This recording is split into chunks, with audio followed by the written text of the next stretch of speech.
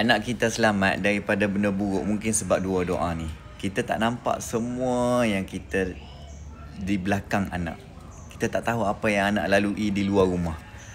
Tapi doa kita tuan-puan, ia sampai ke tempat yang tangan kita tak mampu capai. Saya nak share dua doa ni. Tuan-puan boleh follow dan save. Tekan ada button save tu kan. Nanti boleh ulang baca. Okey, mudah-mudahan dua doa ni jadi asbab perlindungan anak-anak kita dan juga anak orang lain juga. Alright? Dua doa penting untuk anak yang kita wajib baca setiap hari. Yang pertama, doa dia macam mana? Ni doa umum. Ya Allah, lindungilah anakku dari kejahatan yang aku tak tahu, yang aku tak nampak dan yang aku tak mampu nak jangka. Saya ulang, ya Allah, lindungilah anakku dari kejahatan yang aku tak tahu, aku tak nampak dan aku tak mampu nak jangka.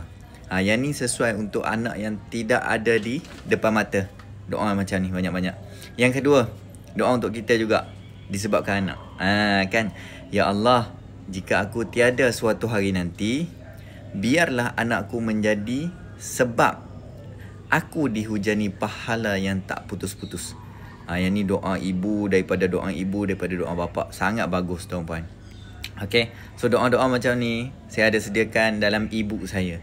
Tuan-puan cepat grab, RM9 sahaja, cepat ambil dekat link di bio saya. Tekan je. Alright, ada 100 doa. Okay, kalau nak yang combo pun ada. Boleh? Dapat?